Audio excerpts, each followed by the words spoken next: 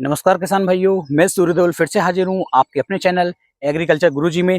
किसान भाइयों, इस समय पर कल के अंदर लगभग 10 से लेके 15 किसान भाइयों के कमेंट मुझे देखने को मिले कि उनके गन्ने की फसल के ऊपर जो है बिल्कुल बरसात के बाद में पूरा पत्ता जो है वो पीला पीला पड़ना शुरू हो गया है।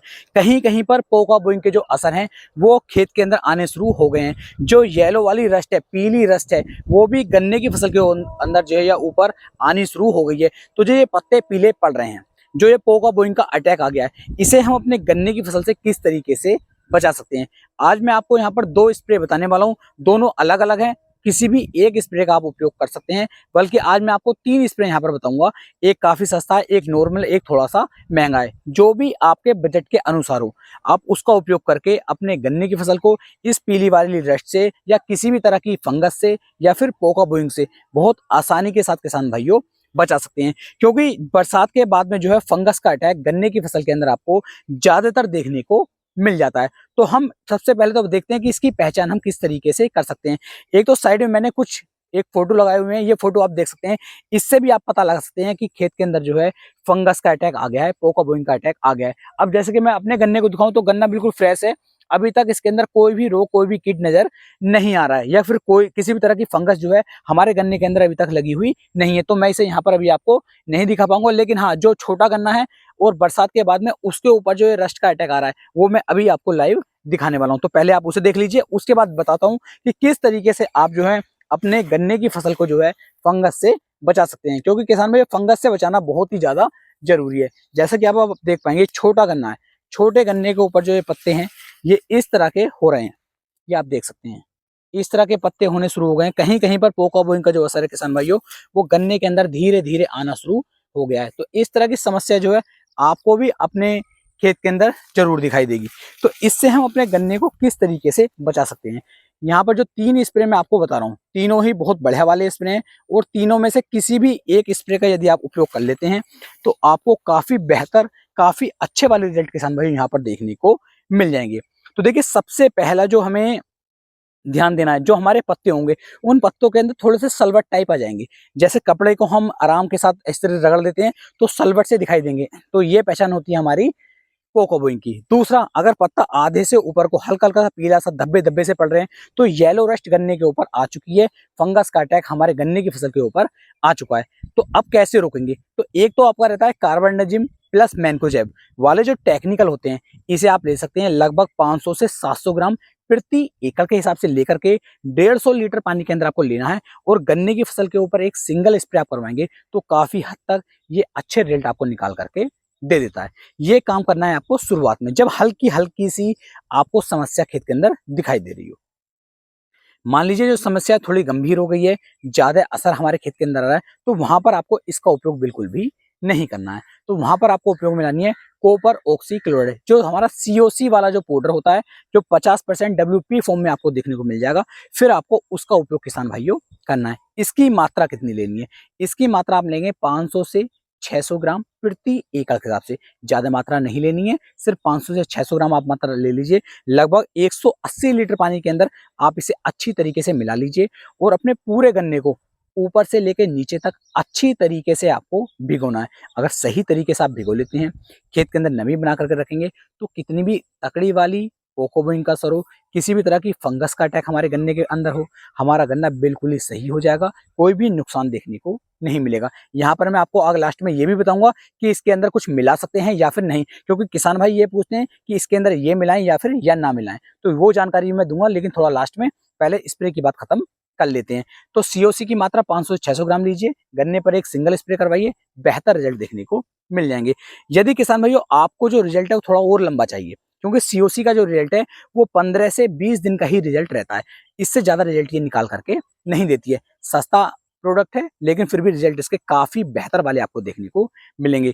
यदि आप चाह रहे हैं कि एक लंबे समय तक हम अपने गन्ने की फसल को जो है इससे बचा करके चल सकें, तो उसके लिए आपको क्या करना है?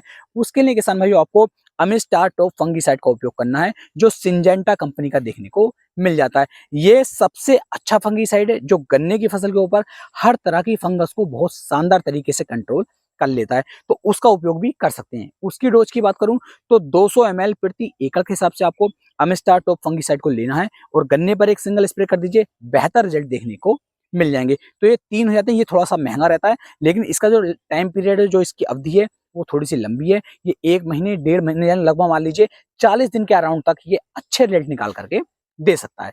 तो ये तरीका रहता है।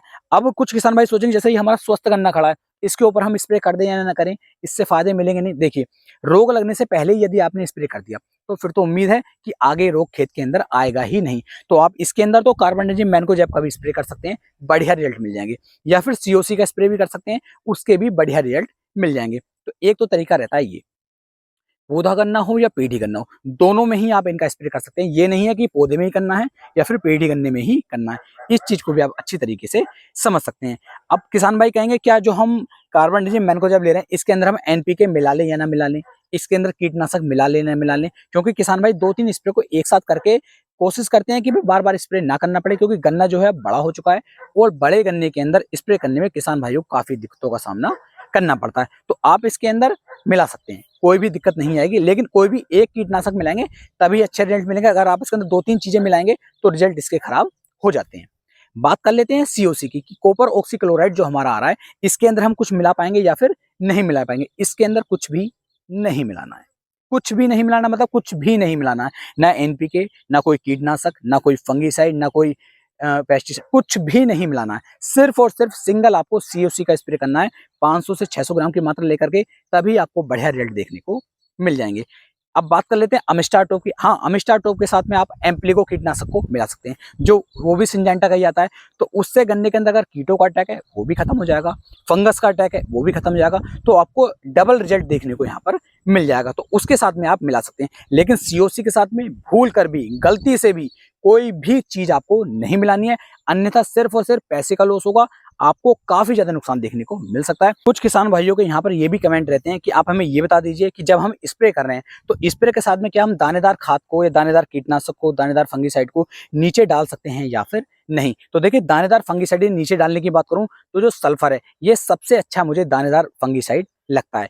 कीटनाशक में किसान भाइयों जैसे फटेरा आ गया है, वर्टैको आ गया है, बलवीर आ गया है, या फिर आपकी जैसे क्या वर्टैको है, इनमें से किसी का भी आप उपयोग कर सकते हैं। लेकिन यदि अच्छे कीटनाशक आप पहले ही उपयोग कर चुके हैं, पहले ही फंगीसाइड का उपयोग कर चुके हैं, या आप स्प्रे में डाल रहे हैं, तो नीचे डालने की जरूरत नहीं रहती है। तो आप आराम से स्प्रे कर लीजिए, नीचे डालने की आवश्यकता नहीं है। हाँ, यदि आपने कोई ग्रोथ प्रमोटर नहीं डाला है या फिर आप यूरिया नीचे डालना चाह रहे हैं, तो उस कंडीशन में उन खादों को नीचे डालेंगे, तो उससे भी बेहतर रिजल्ट देखने को मिल जाते हैं। तो ऐसा नहीं है कि हमने स्प्रे कर दिया तो हम खाद नीचे नहीं डाल सकते, लेकिन कोशिश ये करनी है कीटनाशक से कीटनाशक में कम से कम 20 से 25 दिन का अंतर आपको रखना चाहिए।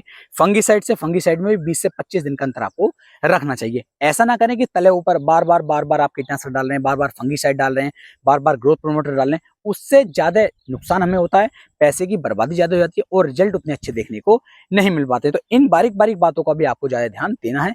खेत के अंदर नमी जरूर बना कर रखें, नमी बनी रहनी बहुत जरूरी है, जिससे हमें अच्छे रिजल्ट देखने को मिल जाते हैं। तो अपनी तरफ से पूरी कोशिश की है आपको एक सही और बेहतर जानकारी देने की। पूरी वीडियो में आपको क्या पसंद आया नीचे कमेंट सेक्शन में जरूर बताएं, जिससे कि आने वाली वीडियो के अंदर मैं और भी कोशिश करूं आपको एक अच्छी जानकारी देने की। तो फिर मिलेंगे एक नई वीडियो में, तब तक के लिए मेरे सभी प्यारे किसान भाइयों को जय हिंद, जय भारत, जय किसान, वंदे मातरम।